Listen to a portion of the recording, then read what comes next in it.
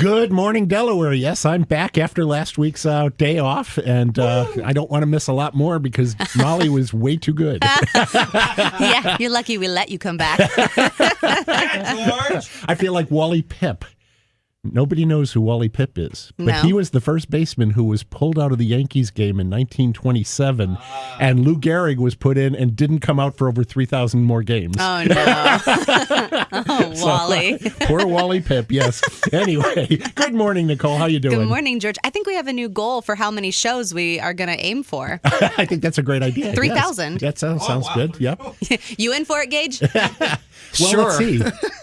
We've already done about 230. So, I mean, we've already... Wait, you're counting? I'm just figuring 52 shows a week. We've been on since almost 5 years. It was October 2015, so yeah. He's a math whiz. This guy, he can pull I'm math impressed. figures just, out of his head like that. A plus in math when it comes to high school, right? Well, thank you very much. Because actually, math is the only class in all of my years in school I ever failed. What? In 8th grade, I got a 74 when 75 was passing in my math class. Oh, no. Yeah. He's counting well when it comes to how many shows we're doing. I can do real quick, multiplication, things like that in my head. Percentages. Mm-hmm. Don't ask me to do a square root. No. Don't ask me to figure the area 12 of a times circle. 4. Well, then see, those things are great because when I was a kid, my dad sat me down, made me learn the multiplication tables, and every time I got one wrong, I got on the back of the head. Yeah. So I had that's a real just- motivation to learn the multiplication tables. And that's just memorization by rote. That's Yep. just, you Exactly. just know it because you know it. Exactly. Mm-hmm. So that other voice you heard is Gay Tellis, who's working our board and is just our great friend and host here at the station. So thank you, Gage. You're welcome. And thanks also, of course, to the friends of the library. So what have you been reading, binging on, watching? I've been watching a lot the last couple of weeks, but go ahead. Well, if we're talking what I've been binging on, it's not anything that the library owns yet. I don't know. We may own it one day, but I really enjoy love shows and not trashy ones. There's one on Netflix right now. It's so cute.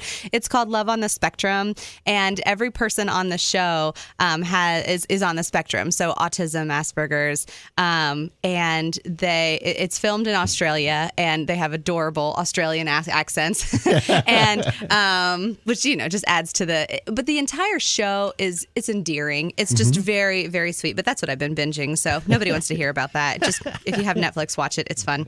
What I have been reading, though, is I have a kindergartner coming up in like 3 weeks. You look surprised by that. It's my eye just twitched.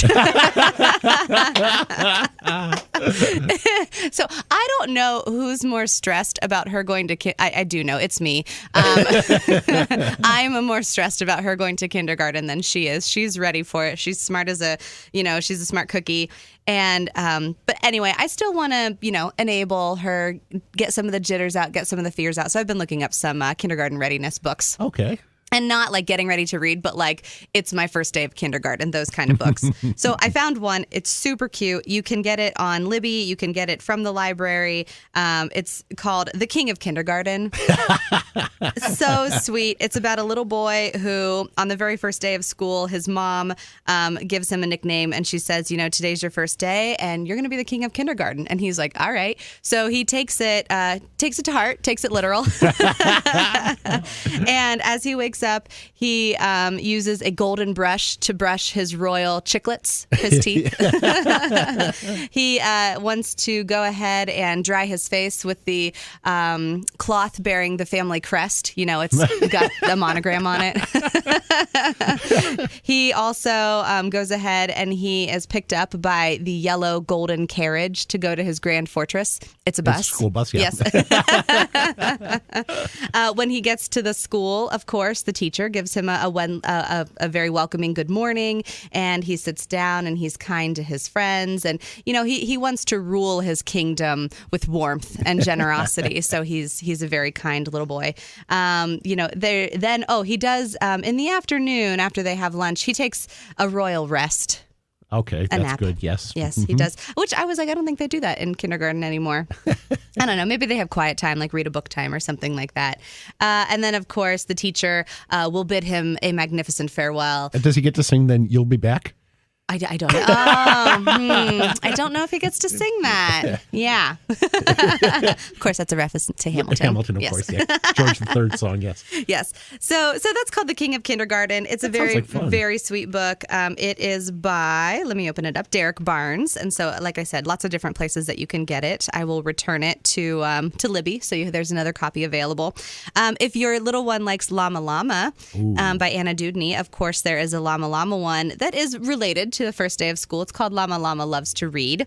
And so he discovers that whenever he goes to school, that there are lots of different ways that he can read throughout the day. And so, of course, it's everything from, hello in the classroom, the different posters, figuring out what the letters mean, and he's really excited because he knows some of these letters. He's seen them in other places. He's seen them in his name, of course. And then they hold a sign whenever they're walking in the hallway, that says QUIET. So they need to be quiet in the hallway. There's another sign when they get to a certain place that says STOP, and he knows those letters. That's for stop. So that's a good one. Llama Llama loves to read. And of course, there's also the Berenstain Bears. Oh, of course. Now, are you in the thought that they're the Berenstain Bears or the Berenstein Bears? I always say Berenstain because that's the way it's spelled. It's spelled AIN. Yeah. I know. See, in my entire life, I was always called them the Berenstain Bears. But they have a Welcome Back to School one as well. There's a whole list. If you're familiar, Novelist is where I found a lot of these titles. Novelist is a resource that we have on our page, on our website, and we'll get into that in the second half of the show. But there's a whole list of other read-alikes. I Will Be Fierce is a good one. Kindergarten is Cool is another awesome one. Lola at the Library. Of course, she's at her school library. This is one that we didn't have available immediately on Libby, but we do have a copy of it in the collection, and it's called School's Not Ready for School. Everybody's a little nervous on the first day, including the school building. Ooh. It's kind of meta, in Pixar, first it's like, what if dinosaurs had feelings? What if cars had feelings? What if feelings had feelings? This is what if the school building had feelings, right? I like that. And then Ming Goes to School is another very sweet one. So anyway, we'll get these up and posted, and we'll have lists all over the place. But if you've got a nervous parent or a nervous child, you can come to the library for some kindergarten readiness books. Well, that sounds great. We will be talking about some more school appropriate materials in the second half of the show. I binged this week on Perry Mason, the new HBO series, which has nothing in common with the Raymond Burr or Monty Markham TV series about Perry Mason. This is all about before he becomes a lawyer. It's pretty gritty. There is some very adult content. And I haven't quite finished it yet, so I'm not sure if I like it or not. So that's been interesting. We also finished watching I'll Be Gone in the Dark. What a that's a 6-part miniseries on HBO. It just finished up last Sunday. It is very well done. It's about the Golden State Killer and about Michelle McNamara, who's the author. I talked about her book on the show about a year ago. And it's about the hunt for the killer. But even more, it's about the people whose lives he touched and ruined. It's really well done. And it's about the people who become civilian detectives. Why do they do that? Why do they get interested in true crime? And how do they get into this? And using the web and using all these other different sources. Sometimes the police appreciate it. Sometimes the police say, get out of here. We don't want to deal with you with your crackpot theories. But it was really interesting. But I did read a book this week, which I loved. It's Alex Trebek's autobiography. It's called The Answer Is Reflections on My Life. It was published last month by Simon & Schuster. I have a connection to this. If you were listening to the Breakfast Club, you know that I was actually a contestant on Jeopardy many, many, many years ago. So you still get to say it, though. You still have that plaque. I do. I can talk about that probably when I'm in the nursing home. All I remember is that I can't eat Brussels sprouts. I'll remember that I was a Jeopardy contestant. There you go. But what brought this to mind was because of last week's show. So the one time I got to talk to Alex after the show, I said to him, do you ever get the urge to be a contestant on Celebrity Jeopardy? Actually play the game against other celebrities. And he said, I don't ever want the producers to see that anybody else could do my job. And that's the way I felt about listening to Molly last week on the show. Anyway, Alex Trebek's usually a pretty private person. He doesn't talk a lot about himself, but he wrote this book to thank people for their support during his fight with stage 4 pancreatic cancer. Yeah. It's been a tough haul for him. And he's been much more public and much more emotional about this than the Alex Trebek we've known for the last 35 years on Jeopardy. Right. He began his career in broadcasting in 1961 with the Canadian Broadcasting Company. He hosted what might have been described as Canadian Bandstand beginning in 1963, which was his first job as a TV host. He also hosted a quiz show for the CBC for high school students that was similar to In the Know. Okay. He moved to the U.S. in 1993, and he hosted a whole lot of game shows before Jeopardy came along. Among those are Wizard of Odds, High Rollers, Double Dare, the $128,000 Question, Battle Stars, Pitfall. And then that one was canceled because the production company ran out of money and stiffed him on his salary. Ooh. He still has the check that was returned framed in his home office. And then he started Jeopardy back in 1984. The original host was Art Fleming. He did the host of the show back in the 60s when I was a little kid and used to come home and watch it on lunch hour. They offered the job to Art Fleming, but he didn't want to move to California, and he was also afraid if they moved to California, they'd dumb the show down. Wow. No offense, California. Really weird coincidence. Art Fleming died of pancreatic cancer in 1990. So whoever's coming up next, you know, don't touch it. No, right, exactly. So he's played himself on The Simpsons, on Cheers, on How I Met Your Mother, on Hot in Cleveland, and at least 35 other TV shows and movies over the years. Yeah. And he's an active volunteer with World Vision, which I think is really interesting, too. He's won 6 Emmys as an outstanding game show host. He's received the Order of Canada, which is roughly equivalent to the Presidential Medal of Freedom here in the States. He has an honorary doctorate from Fordham University, and he holds the Guinness record for most game shows episodes hosted by the same presenter. He passed Bob Barker, who was the previous holder of the Guinness record for The Price is Right. His future is uncertain, but his legacy is assured. This is a good book. It's an easy read. It's a really interesting look at kind of the behind-the-scenes stuff of how they actually tape Jeopardy. They actually tape 5 shows in a single day, and then do 2 days back to back. Then they take Wednesday to convert the studio, and then Thursday and Friday in the same studio they do Wheel of Fortune the same way. So there's just a lot of, he talks about some of his favorite contestants. He talks about some of the other things that he's done over the years. And it's just a lot of fun. If you like television, if you like game shows, if you're interested in him as a person, this is highly recommended. So again, it's called The Answer Is Reflections on My Life by Alex Trebek, and it's available in all of your usual formats. And there's probably a waiting list on it, but it's worth waiting for. It's I have so many questions for you now. You have to put them in the form of a statement that I can answer with a question. Okay. So George filmed multiple episodes. Now, see, it's still going to come out a question because it's still a question. I know, right? So you did multiple episodes in one day? Yeah.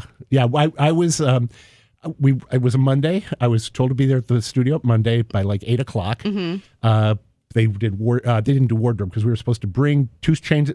Come dressed as you want to be on the show, and then bring 2 changes of clothes in case you win, so you can look like it's filmed on different days. Exactly. And so I got there about 8 o'clock. They do makeup, and then you sit and wait a long time, a couple of hours. Then they do 3 shows. Then they break for lunch. Then they do 2 more shows. And so I wasn't on the first show on Monday. I came in for the Tuesday show. I won the Tuesday show. I won the Wednesday show. We broke for lunch, and then I lost the Thursday show. Oh. And on the Thursday show, they hustle you out of the studio so fast. Goodbye. By the time they're starting the Friday show, you're out on the street waiting for your cab. That was back in the days when they had consolation prizes too. Oh, right. So I won the world's ugliest sofa. Oh. But I could turn it down, because that way I didn't have to pay tax on it. There you go. And then they wait 90 days after the show's air to actually pay you. So we taped in September. The shows I was on were on in December, and I didn't get the check until March. Yeah. So, but it was a lot of fun. I would go back in a New York minute, but you can't. You can only, if you're not a champion and you don't get invited back for the Tournament of Champions, you can only be on Jeopardy once in your life. I thought that rule was changed. No. Wasn't there something changed with that? What they changed was you used to only be able to win 5 games. And then, of course, Ken Jennings came along and won 72 games. Exactly. And proved that he is actually the greatest of all time. He beat James Holzhauer. They did the tournament of the greatest of all Yes, times. they Yeah, did. they did. And Ken won it basically because the man's brilliant. And I'm actually hoping if Alex retires that Ken Jennings becomes the new host of Jeopardy. That would be wonderful. He's a very personable person. He's got a good sense of humor. I think he'd be a really good host for the show. And you said you only got really in contact with Alex just the one time. Well, actually twice, because at the end of the show you get to stand and talk to him, and that's the only time, because there's so many rules after the quiz show scandals of the 50s about what kind of interaction you can have with the host and with the producers and all that sort of thing. So yeah, you only get to talk to him that once. So that makes sense. Yeah. So anyway, we're going to take a break here, and when we come back, we're going to the answer will be, how can I prepare my kids for school this fall? So stay tuned. It's 67 degrees. You're listening to Off the Shelf on 92.9 WDLR. So during the break here, we were just talking about the best bid, the perfect bid. Perfect bid, The Perfect which was the Bid. documentary that's now on Netflix about a guy who sort of fixed The Price is Right. Yeah. He was, and this was where I was mixing up my game shows, because in the earlier segment I was saying that I didn't think that you could win, multiple times or come back and all that on prices or on Jeopardy. Right. But there was a rule on The Price is Right that once you were up on the stage, you couldn't go back on the stage, and so they had changed this rule. So anyway, the story is about this man who just studied and studied and studied The Price is Right, all of the items, all of the makes and models of the cars, the vacations, the airfares, and when he got to the Showcase Showdown, he got it perfect. And that was during the first time he was on, we think was during the Bob Barker era, and then the second time he was on was during the Drew Carey era, and Drew Carey was not happy with No, he this wasn't. contestant because that reflects badly upon him. It could look like it was his scandal, like he fixed it. Right. So it's a good documentary. It's worth watching. There's also a documentary about game show hosts, the title of which I cannot remember, but it covers a lot of the hosts, including Alex Trebek and Bob Barker and people like that. And I also should mention that I was not the only member of my family who was on Jeopardy. Yes. Joyce was too. Yes. About 2 months after I was on, she was on and won a television about the size of New Hampshire.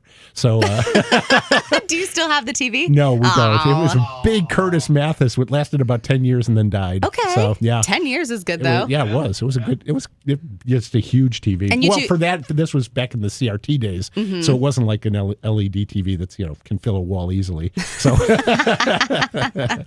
so anyway, enough about game shows and all that fun stuff. But let's could. talk a little bit about back to school. You know what? Back to school. Like I said, my eye twitch has gone away, though. So thank you if anyone said a prayer about that.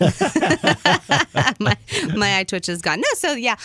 I write a column for the Delaware Gazette every week, and it kind of struck me that we've got a lot of people who are going to be doing some sort of teaching at home at some point this school year, whether your child is doing a blended learning model, whether your child is home doing online learning exclusively, even if your child is in a school district that has full-time all day, every day, there may be some points when they need some online resources. And so we've been working very diligently as a library to try and figure out, one, how we can promote what we already have.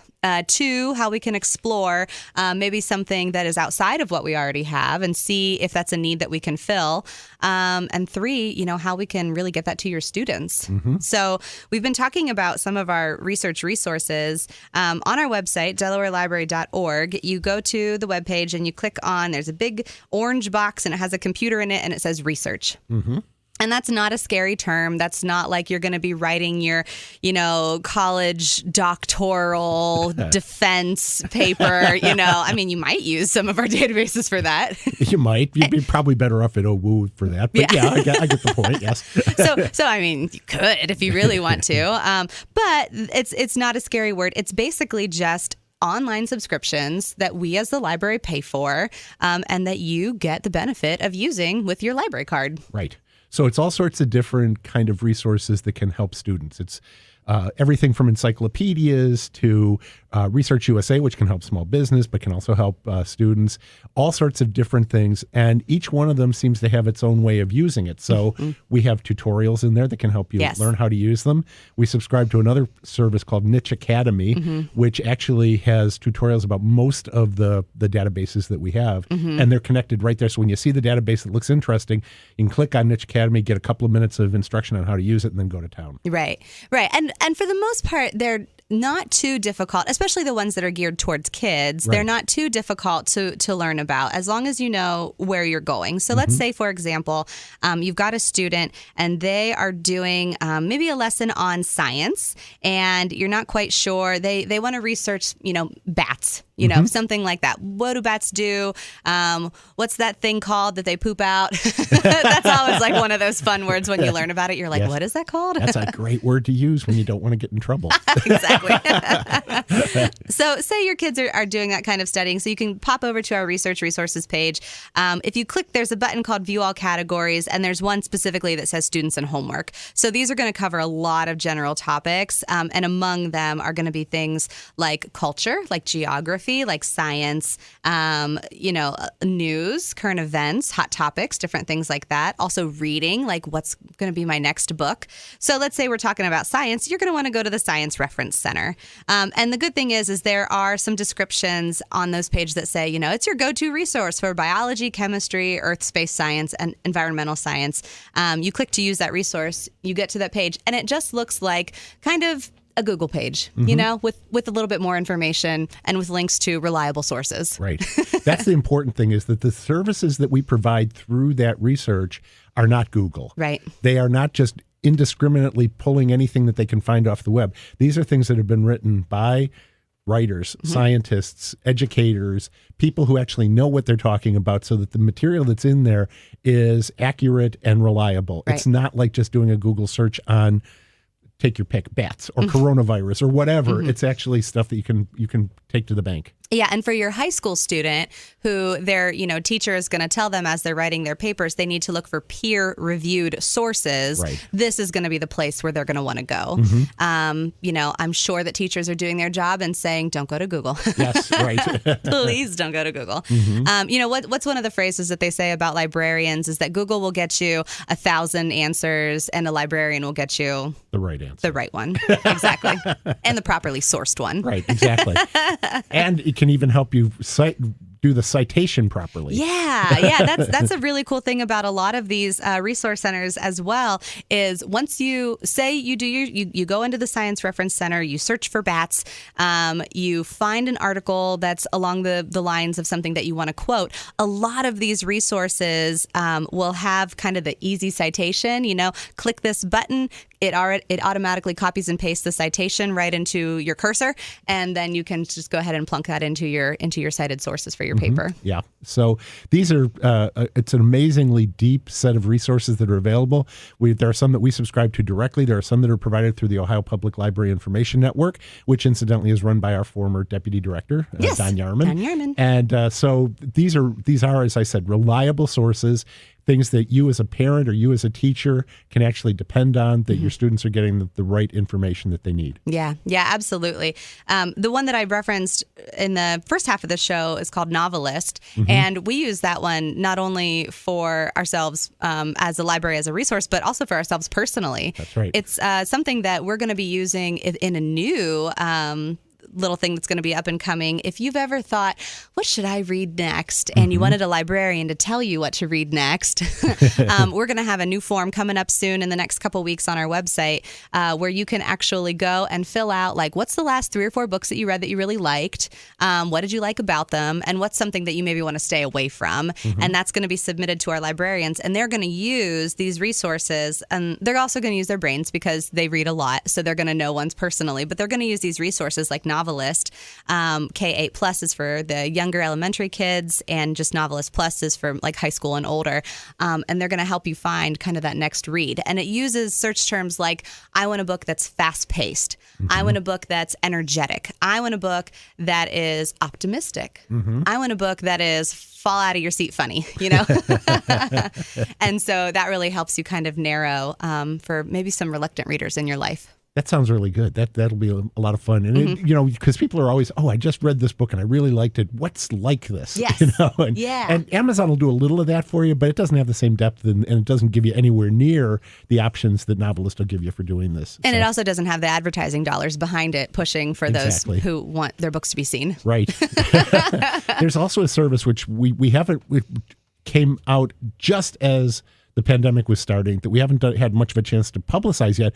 But if you put a book title in Google now, Oh, yeah. and it pops up, it will tell you if the Delaware County District Library has it. I mean, you don't have to go to our website. You don't have to do anything, but it will take you to the website if you click on it there. So you're thinking about something you might be wanting to buy online as a book. But if you put in that title, like the answer is Reflections on My Life, it'll come up and it'll show you that what the library has and what libraries in the Central Library Consortium have. So Right. it's really helpful, and it's very fast. It's something, believe it or not, I worked on this project back when I was at OCLC more than 5 years ago, and it's taken that long to develop this What? thing all the way out to what we wanted to do with it there. So Go figure. Yep. So anyway, so yes, but I should say before we end this program that yes, you can do all these things on the research page, but you can also always call us if you need help. Of course. We are always there. Well, we're always there when the library is open, and if you can call us, you can do chat with us.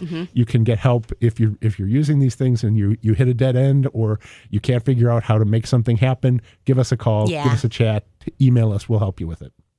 So, That's a great plug, George. well, it's also a good way to end the show. That's So, beautiful. just to remind you, our website is DelawareLibrary.org. That's right. And that's our main website. And you can find all of these things we were talking about right there. And we have our app now. Yes, we do. We have an app. The app is great. The app is on both the Apple and the Android store. And all you do is you can search Delaware County District Library. That's our full name, or just Delaware Library. It should pull up. You'll see our logo, our pretty books that are orange and green and pink. And then you just click on it, download it, and it has pretty much everything. Yeah. Right You can get your ebooks there. You can do an e-card. You can check your account. You can check our hours. I mean, it's amazing. It's a great app. Yeah. Okay, so this seems like a good time to wrap up since we're already going into Darren and Lee's time. No. So There are 4 clocks in here. I never know which one is the one we look at. I None know. of them are right. So anyway, thank you for listening. Thank you, Nicole. Always a pleasure. Thank you, Gage. As always. And thanks to our friends of the library for sponsoring our show. And we will see you in the stacks.